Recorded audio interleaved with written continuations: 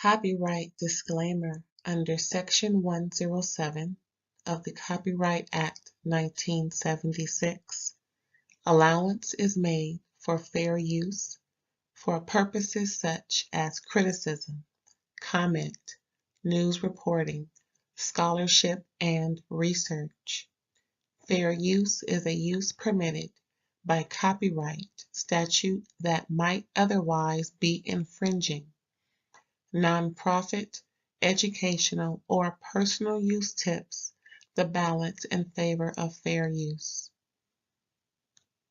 Thank you. Now enjoy the show. Hey, welcome everybody. Thanks for tuning in to another episode of RAERAES Review live. Yes, we're live today. And we have our usual co-host, Aaron, who is also known as Psychic_ELB. And we have our special guest, Mr. Alexander Rogers. Everybody, welcome. Hey.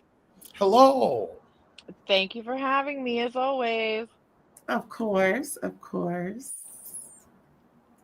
Wow. So, we're going to be talking about RuPaul's Drag Race, season 17, episode 11. What do you guys think about the episode? Susie Toot is insufferable.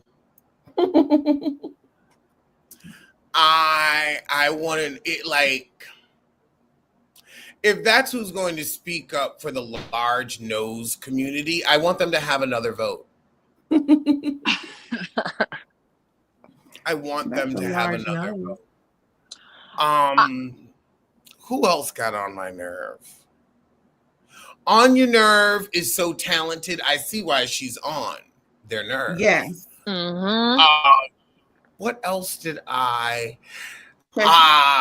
She got on Jewel's nerves when she stole her trim earlier in the season. So she's working that name on your nerve.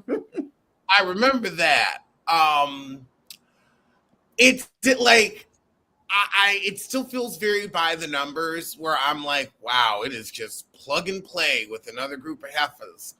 But I wasn't mad at the revisit because I haven't watched in a while. Mm-hmm. And I was like, let me come home back and see this new crop of girls. And now that it is like girls that grew up with the show, and mm-hmm. Also I'll say I think it's time for Rue to go. Uh-oh. And well, maybe not go, but you need to get younger rather than having these old as cultural references. Like, I even felt like the ASMR Housewives Whisper thing was dated. I feel like we can move into the 2025s, the 2030s of it all. Let's look to the future. I mean, they was doing It's Not Right, But It's Okay lyric. Child, that joke's dead as Whitney. Oh. Rest in peace, Whitney. We miss you, girl. Rest in peace, rest in power. But it's been 20 years. Yeah, most of the children don't even know half the references Ruth throws. When she keeps asking Anya if she knows who Barry White's wife is, or was it Barry White's wife? Yes, Barry White's wife. That's what I thought. White. Thank you. And I'm like, none of the audience has any idea who that is either. It's like the show is becoming antiquated because we're holding on to these old pop culture references rather than creating new ones. That's interesting. They are hanging on to RuPaul and Michelle like that. They are hanging on to their level of reference. But I did think this was a cute episode in general. I thought it was much better than the roast or Snatch Game. They came through with the physical comedy. Everybody's sketch was pretty good, It was definitely picking the worst of the group. Yeah, I liked it too. Even Michelle, she's actually I brought her up because when you mentioned, Alex, that Rue's getting old, if I'm not mistaken, Michelle is heading some of the the Drag Race shows internationally, right? I think Australia or something. Just Australia. Yeah, she's the lead. So maybe there's going to be some transition. Well, Rue just said you don't get off the show until you're dead in show business. And I feel like I'm not saying that Rue and Michelle should go. I'm saying they need to bring some of their references out of the 90s. Mm. Like, I mean, it's not right, but it's okay. I was like, this feels dated. This feels old. That came out. Like, was I in high school or about to get out of high school? Like, that was 2000s. That's 25 years ago. That's older than some of the queens on here. And there is nothing wrong with knowing where you came from and reading. But it's like, how we move forward and celebrate what we're doing today and the drag of today, the gay of today, the art of today, because we are the tastemakers and the movers. So let's celebrate some of that. I hear you. Maybe because the 90s was such a great era for entertainment. You know, we're coming out of the old and staring into the new. That's when more digital started to happen. The sound changed, the look started to change, and money was being made hand over fist. I mean, it was a big deal in the 90s for every genre of, and maybe, you know, we do like to relive those glory years. So I can see why they're, you know, still hanging on to it. But I do get you. It is time to elevate and evolve. Because it's the like Drag Race was like, you know, a boot camp for you to become the next RuPaul, for you to be able to host and do all of these other things. And now it's like, okay, like with Snatch Game, we don't necessarily do impersonations anymore. Like, even as a comedian, I don't feel like I have to do impersonations.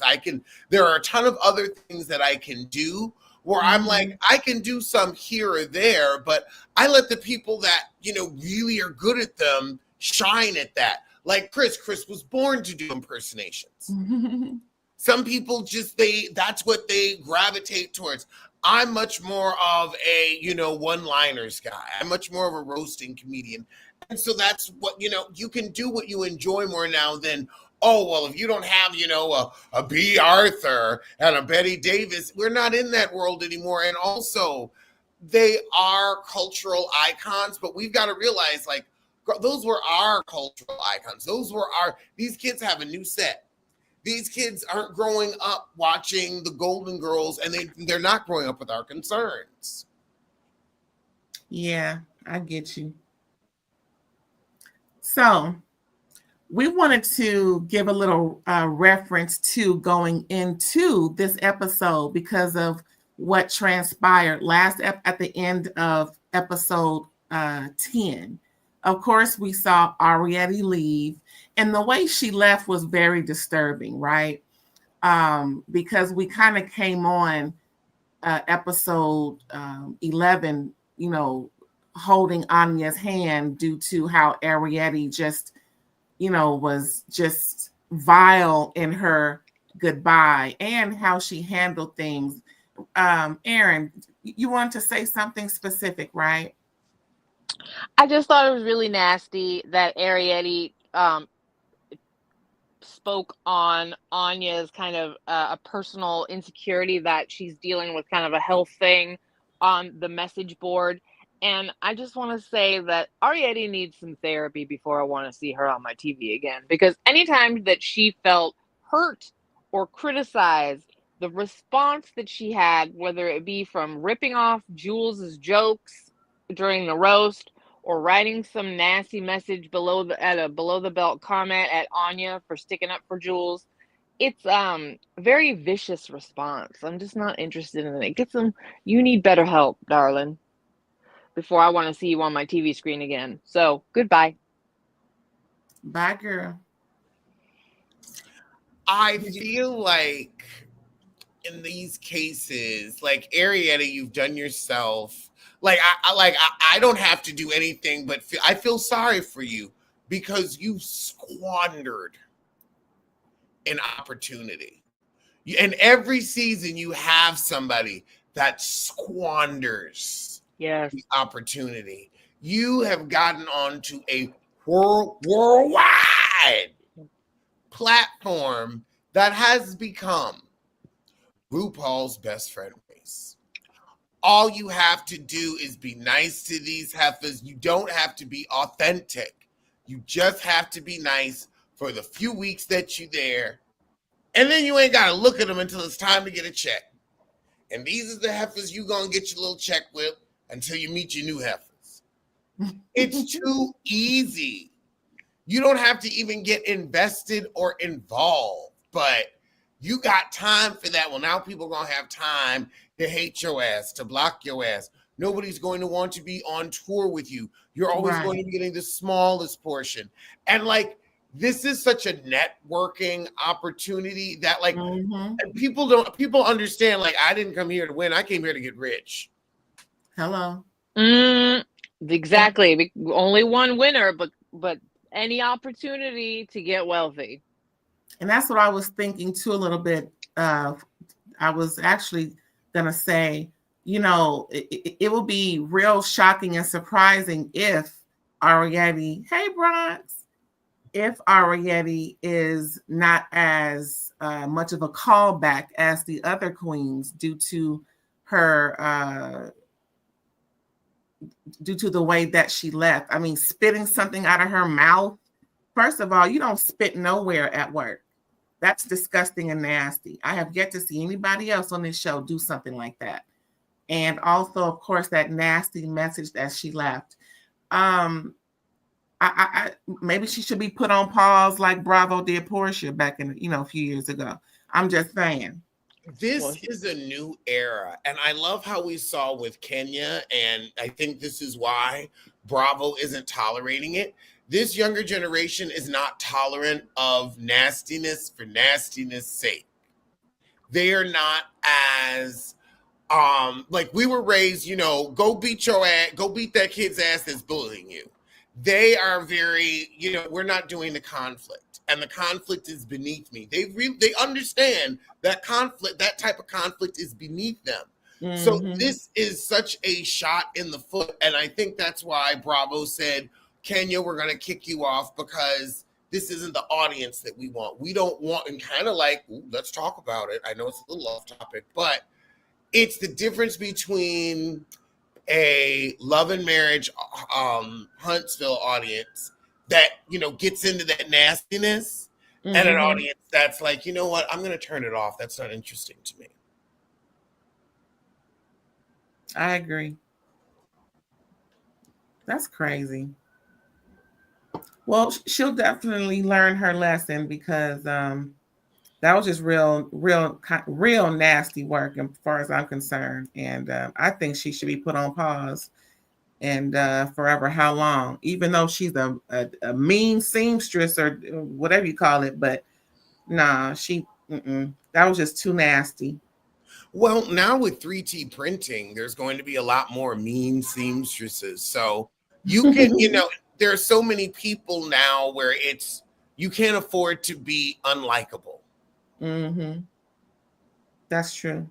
And she's messed up her money because after this, ain't nobody booking you after, you're going to go on that little tour, but nobody's really trying to book you or trying to check for you. Like, it's a new era. Oh, girl. Good luck, girl. So now we're done with that heifer. Let's get into this show, right? They were going to but they were going to have a mini soap opera sort of deal show. And what's his name? Ross Matthews was going to be the muse of it all. And it's going to be called Ross Matthews versus the Ducks, right? And so Rue comes in. And let me tell you, when I saw Rue come in with this houndstooth, I said, I knew Rue meant business. Because if you don't know, Houndstooth is my favorite print. That and a pleat. Oh my God. When I see Houndstooth in a pleat, I go crazy. I said, ooh, yes, yes, yes. That's just my own personal twerk. Oh, I just love me a good Houndstooth. So anyway, so after Rue comes in and she's explaining how things are going to go and they're going to have to pick their parts and everything, you know, here we go again with picking their parts. Arguing over this, arguing over that. They are so into making it very difficult for Susie too. Susie too can't win for losing. She is trying to get the role she wants, but for some reason or another, they just really they are hating on Susie too. I know Susie ain't Aaron's favorite, but I will say this: if Susie Toot is such an actress, such a performer, then you would be able to work and twerk it out of any role. You would need to choose your choice. You would be able to chew the scenery however you want me, however we need you. Yeah, I mean, I think that also, though, the suggestion that Susie surrendered the role because it was part of her strategy, because the last time she did that, that person went home. You know what I mean? So I think that obviously they're all trying to make sure the theater kid doesn't have too strong of a position so they have a shot at winning. But I also think that Susie acquiesced because she doesn't necessarily think Jules can carry the role and might get herself just kicked on out of the show. They're hating on Susie. It's just plain and simple. You know, well, she was delusional. And like Alex said, in the other roles that she had to go into, she knocked them out the park. She's very talented. That's obvious. You know, sometimes her fits could be, tweakable, but I think she's gonna make it to at least the last 4, if not the last 3. I think 5, maybe. I don't know. I gotta see if it's Lexi or Susie. You know what I mean? Because they've still got they've got Lexi jockeying to sabotage her own self. Oh, I think Lex is going to pull it together. I think this episode gave her that push, that nudge to know that she can overcome all of those emotions and not feel like she has to be insecure due to someone she's working with that may be, more talented or whatever, or who may have it more together. I think that this episode did it. I mean, if you can work with somebody with a foot as, I mean, a nose as big as Susie Toot, because I want to know what size is that face. That's a 13 wide. Well, the Corey's wig fit. Ooh.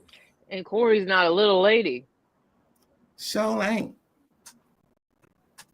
So after all of that explanation, of course, they're getting all their roles together.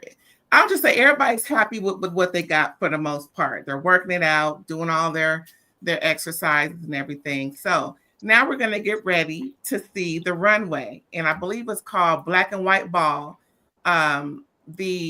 It's taken after, is it Truman Capote? Is that how you say his name? Yes. Mm-hmm. So it's he used to throw these balls and for the elite, if I'm not mistaken. New York Society. Right. And now correct me if I'm wrong. Well, actually, you may have to correct me because I'm not clear on this part. But did he come out later in life, or how exactly did that work?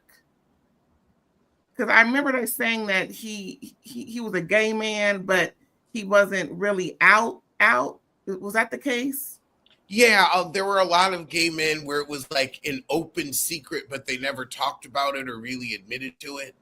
Mm-hmm. All he had to do was open his mouth, and you knew where he was at. Yeah. Without having to say nothing. But exactly.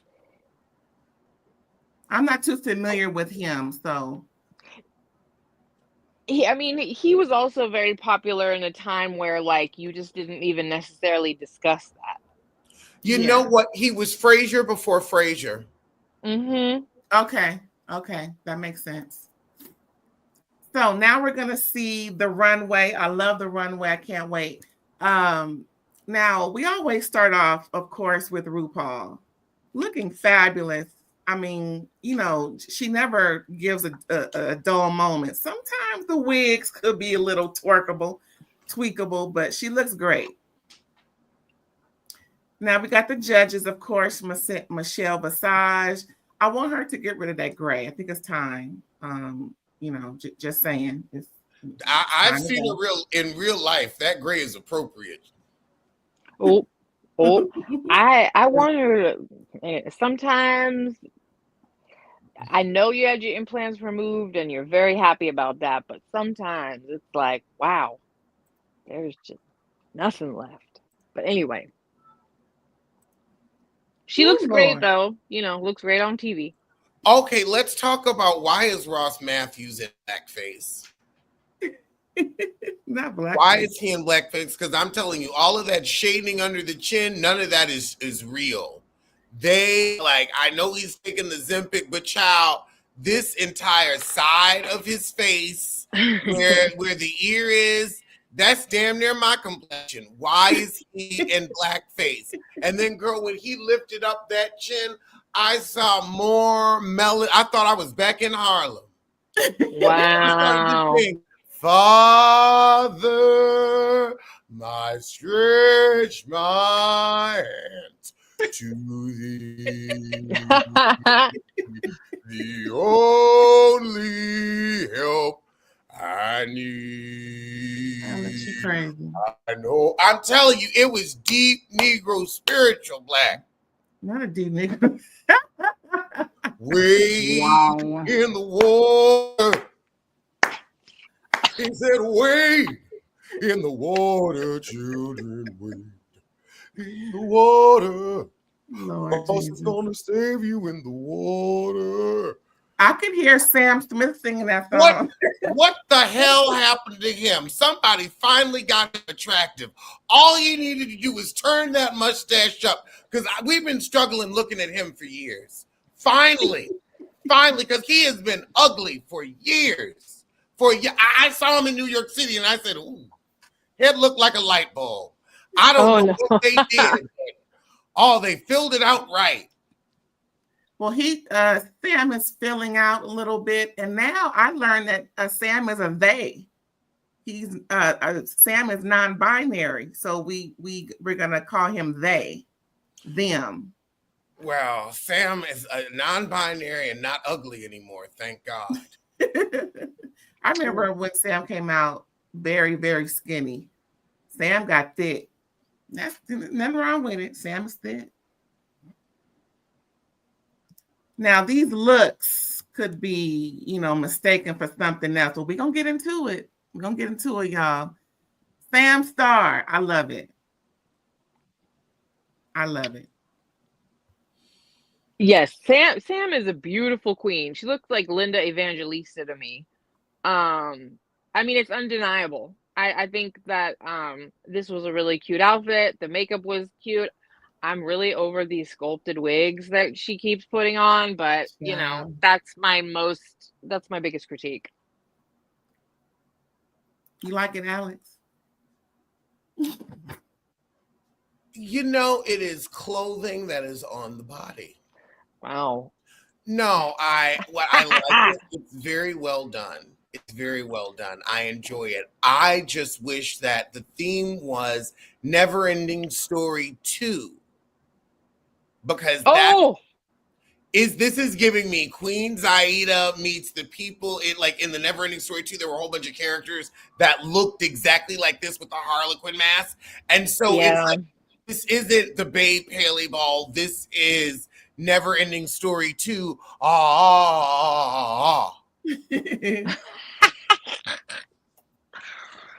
Well, we're gonna move on, y'all. Lana Jarrett. I was not a fan. And I hated it. I mean, your vagina should never be a focal point. I was about to say, is that the trend to have a puffy pussy?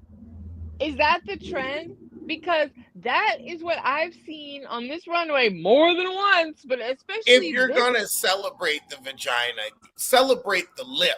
Don't give us triangle. Celebrate the lip. Georgia O'Keeffe it. We've seen a lot of dresses on the runway that give Georgia O'Keeffe, that give Menorah and Majora. But this, just the triangle, we're not going into a restroom.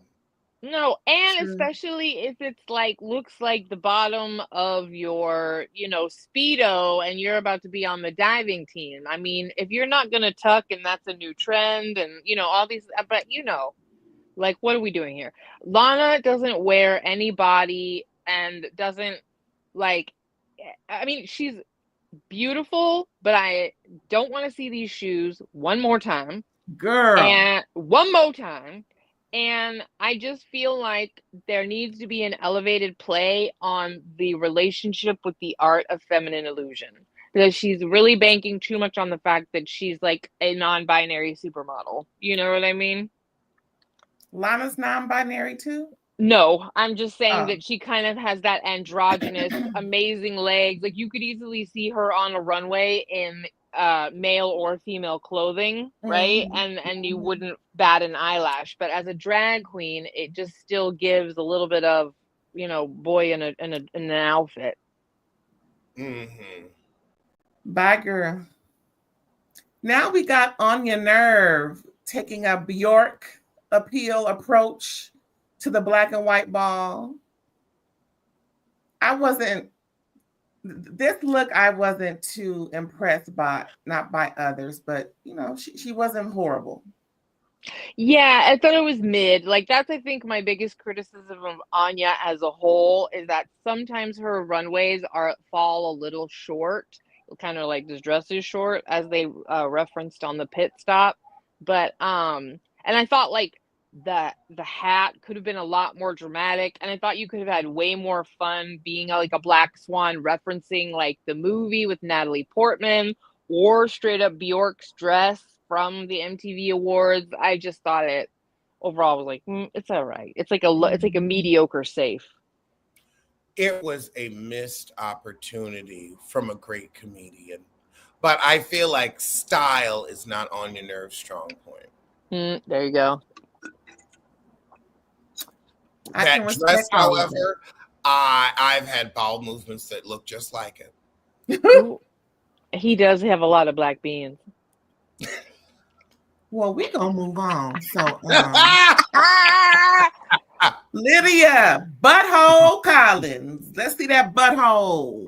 Butthole. I like this. It looked very warm considering it was raining and everything yesterday. I can wear this outside. This looked kind of cute. And the makeup and wig was just darling. She looked wonderful. She needed a slit. Do a side slit, do a back slit so you can walk. Don't scoot down the runway you have to walk down it. So that was my one criticism. She needed to have a leg slit, and really needed to have a leg slit later on. Mm-hmm. Foreshadowing. Yeah.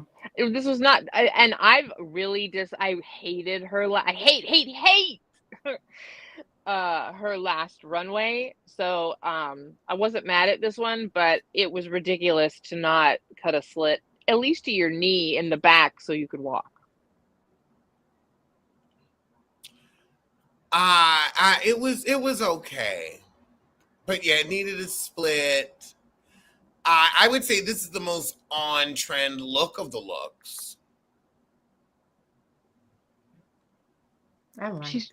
She's really into those like drippy cattail like look. But yeah, no, I mean, she looks good. She's got pretty makeup. The wig was I almost wish that Sam Starr had been wearing it. Yeah. But anyway.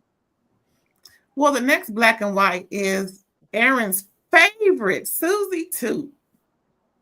See, she took a cat approach, and I didn't like this at all. I don't understand why. See, I don't think I've been so hard on Susie Toot in general to get the whole Erin's favorite, but I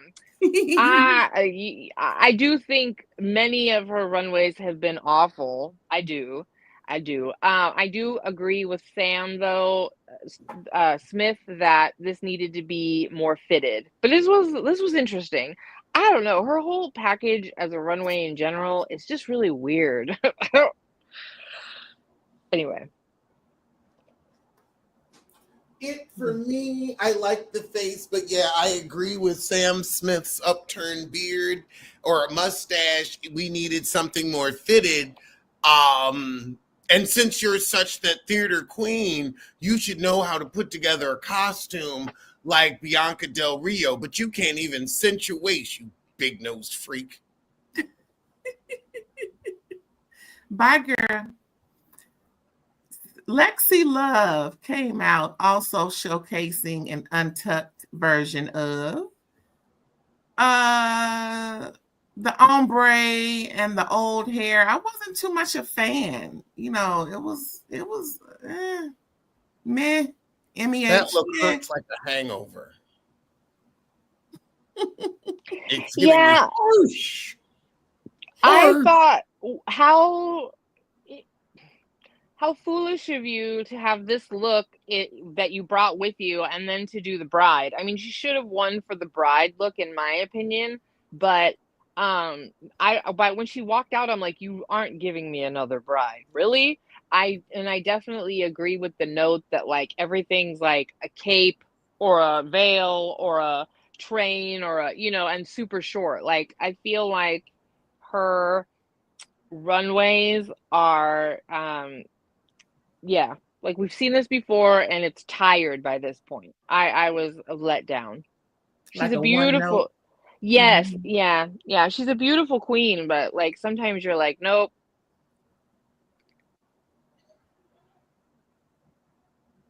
Bye, girl.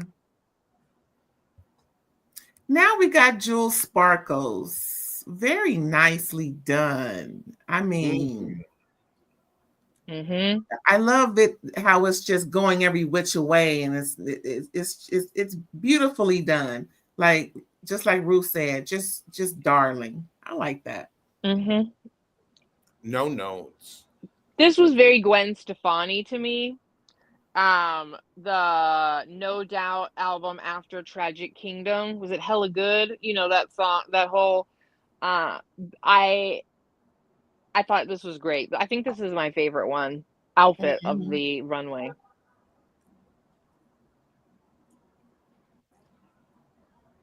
What do you think, Alex? Oh, I don't have any notes. This is good. It's give the hair is RuPaul hair. Yes. Bye, girl. See ya. So now we're gonna get into the actual what's it called? The novella of it all. Called Ross Matthews versus the Ducks. The Ducks were pretty much, I think the premise of it was, the whole point was to showcase Truman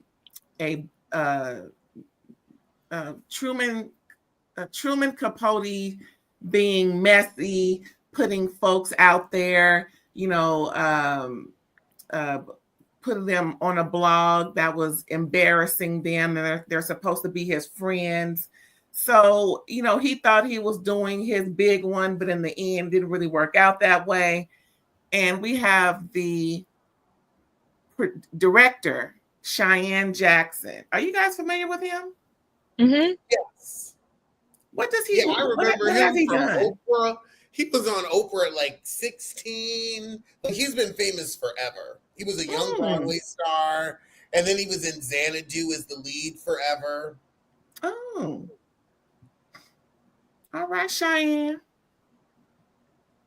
Now, this is just a little preview of what we're going to see coming down the pipe. Now, the first thing was, what's her name? Lana Geray playing an older rap star whose daughter is on your nerve, who is coming in as the new hot thing rap star. And they're, beefing because Lana Geray doesn't like how her daughter is gaining all this fame and everything the way she comes in real bold and look bad and bougie, okay? Just really going at it. And so pretty much when the people come in to the episode, oh, it's hey Russ, how you doing? Woo woo. Then they start getting into it and they start fighting. And then we see Ross videotaping, as you can see. Like just real obvious, like, oh, turn to the left so we can get some more light. So so they took their wigs off and everything, child, fighting at the restaurant that they're supposed to be having lunch at. And that's where Truman Capote, played by Ross Matthews, is supposed to be meeting. What's that character's name? It was like from a city, Junie or whatever that name is. So as Truman is waiting, he gets interrupted by his friends coming through, but he's actually going to have lunch with someone else towards the end. Chicago, thank you. And I think it's a play on from what's that girl? Tip of my New tongue. York, Tiffany Pollard, aka New York. It's a play on of her character and everything, and it was pretty cute. Did y'all like this scene with Lana and Onion? I thought they both did very well. Me too. Big Fupa. Every time they said her name, I started laughing. Like the name, just Big Fupa, made me laugh. So they kind of won me over right away. I felt bad for Lana because I think this is the best Lana's done. Lana's done like I'd give it a C+. She tried her best, but was just outshone by Anya, Big Fupa. I feel like when you're in a scene like that, you being able to support a Anya, a Big Fupa, is what's asked of you rather than trying to be a bigger star. True. I could give it that. Yeah, I definitely do not see Lana Jarrett going towards the end. She may be gone maybe next episode. I think her mother, who is Lux Nora London, is that how you say her name? I think that for me, there's a lot of pressure put on Lana Jarrett. She is far from Lux's talent in that respect. And I don't want to kind of, bad or bash Lana Jarrett. I just don't think she's ready at this time. She's and to be quite frank, I think she's getting some pointers in the meantime from Lux as they move through the season,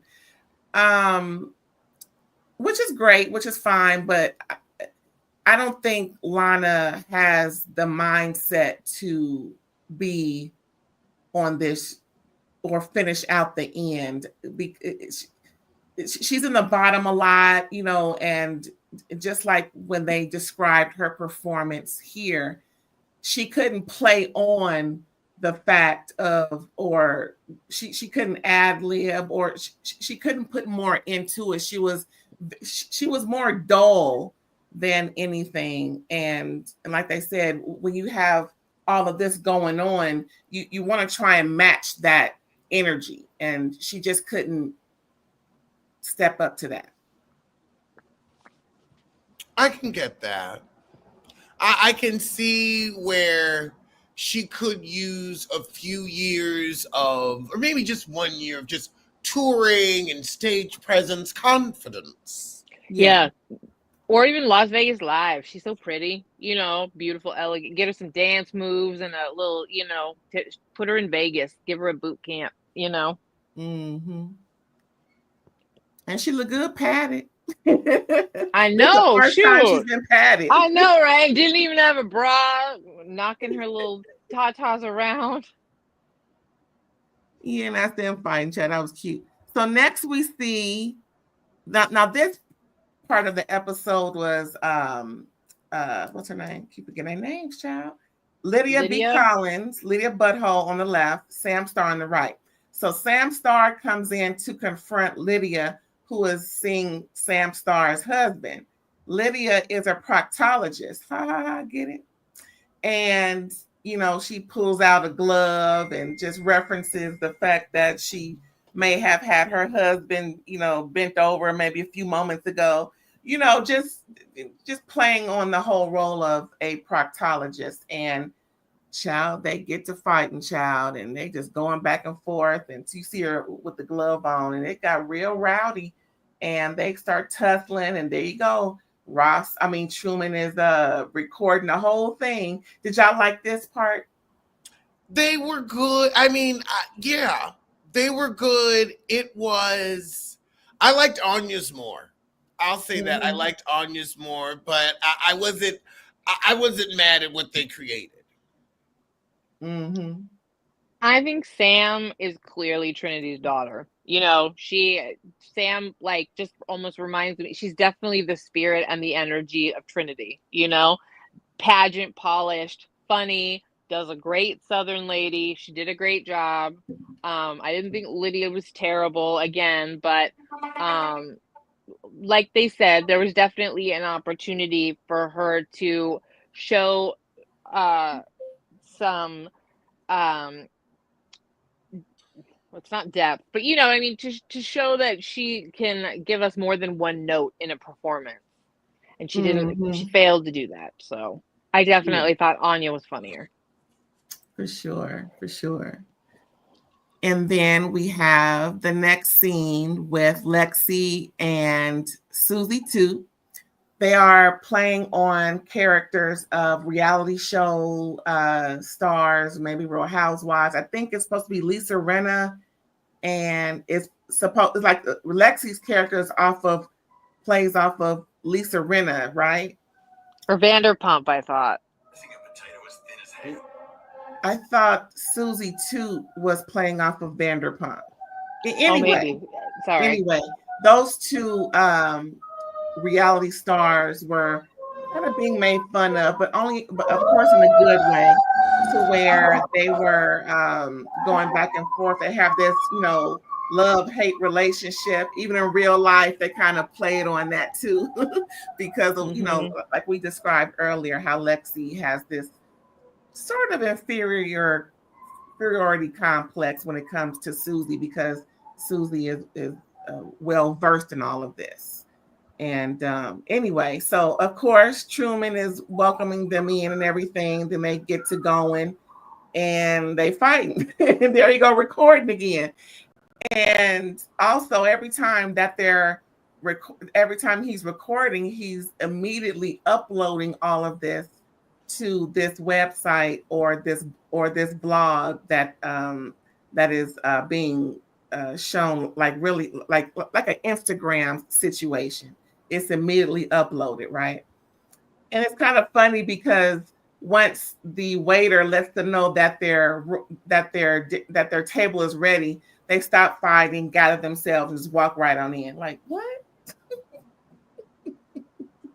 I like this one. I thought Lexi and Susie did really good. Did y'all like it?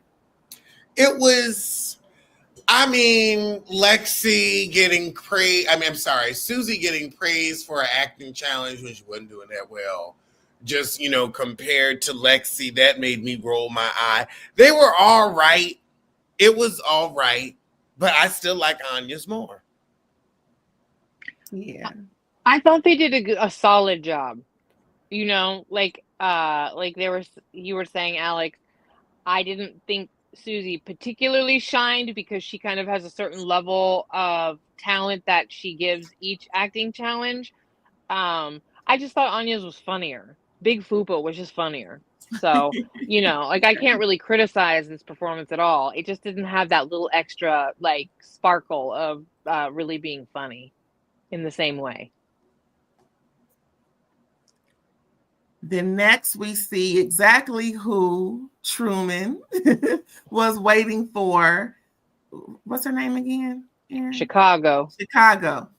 And Chicago comes in, blows up the spot. Now I know it's you putting all of our stuff on this blog and on the blog, and it's embarrassing. And apparently, girl, what's the girl name again? New York. New York. Thank you. Yep. I have to get that checked. Uh, so apparently there's this monologue that I'm not familiar with, although I think I've seen everything Oh yes, It's that and Big she Brother again, did. UK. It's it's Big and this Brother is old. Maiden It's Shoes. monologues they grew up with.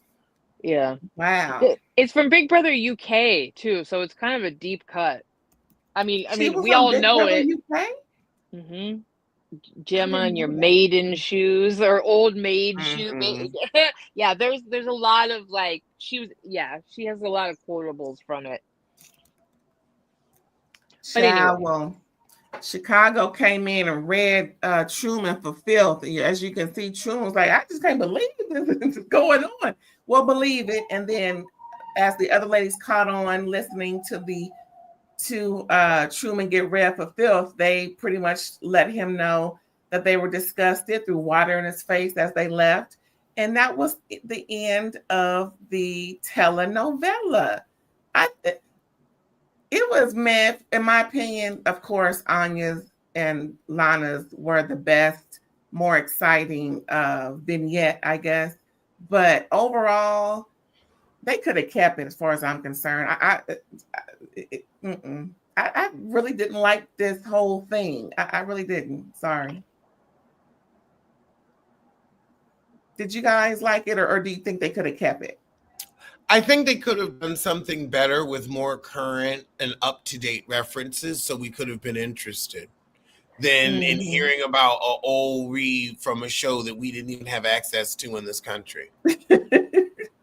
I mean, they did a slap one. They do something similar to this like almost every season. They did Savannah Wins one time where they put in the Daytona fart win. sound. Thank you, Daytona Win. There we go. Yeah, so I mean, I don't know. I didn't mind this one that much. I think I mean, I thought everybody did all right. So I was okay with it. I don't mind Okay. this one. Big Fupa made Well, me laugh. That just yeah, was a Big funny name. Fupa. Yeah, yes, it was funny. So at the end of all of that, they're all on stage waiting to hear how they did. And pretty much the winner of the entire episode was, of course, Anya Nerve. We all kind of knew that already. She's been, a powerhouse the whole season. One little slip up of an outfit, but for the most part, she's been killing it left and right, up and down, inside and out. And the bottom two were Lingerie and Lydia Butthole Collins, and they're going to do a lip sync for your life. Of course, Sam Smith featuring Kim Petras, Unholy. I think that won a Grammy last hmm year. Big time, big time. And, one had to go. Well, Lana won. that that scissor moment was painful. And then she still couldn't Yes. get out the dress. Like this is why I said you needed a slit to begin with.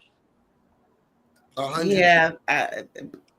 Now, she did win before. So it was like the battle of the bottom two. But Lingerie was lucky that them scissors came out and ruined it for Lydia Butthole Collins. I think Lydia could have taken Lingerie because Lana didn't do much on that runway. She didn't do much lip syncing for her life, if you ask me. It was all right. Yeah, it was the overconfidence gets you every time. You always have to be ready for the lip sync so you don't have to. Yeah, it's interesting. Yes, it was very. I'm a baby queen. I have not been doing drag that long, and even though I watched this show, like I wasn't thinking because like I was. If you have an outfit that you cannot lip sync for your life in, not a good idea. Every Mm-mm. outfit, should have at least a chance in hell of working out for you. Right. Well, that was the end of the show. Do you have any predictions for who will go to the finals? Susie too, because they always like to they always promote a theater queen. It's gonna be between Susie and Anya. Hmm. What about you, Aaron? I definitely think it's gonna be Sam and Anya. I think Alex gives a good argument for Susie. And even though I do not respect the choices she made about the trim and not telling Lexi right away about how she spray painted her outfit, I still like Anya, I think, the most for the win. Yeah, I agree with you, Aaron. I think it's going to come down to Anya and Sam Star. They seem to outshine. And like with this episode, Rue had to decide whether the winner was going to be either of them, and Anya took it. I think the only thing that gave it more to Anya was that performance in that vignette that they did with Ross. They are both coming out looking fantabulous for the most part on these runways. They both seem to have it. They're not scared to perform. They get it right 9.9 times out of 10.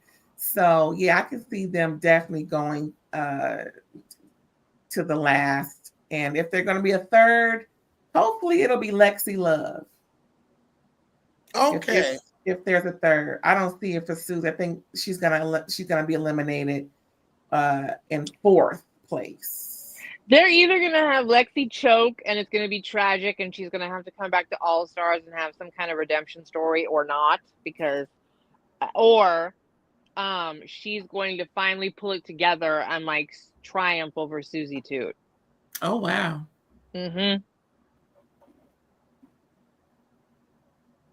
Well, y'all, that was it. You heard the predictions. That's how it's going to go.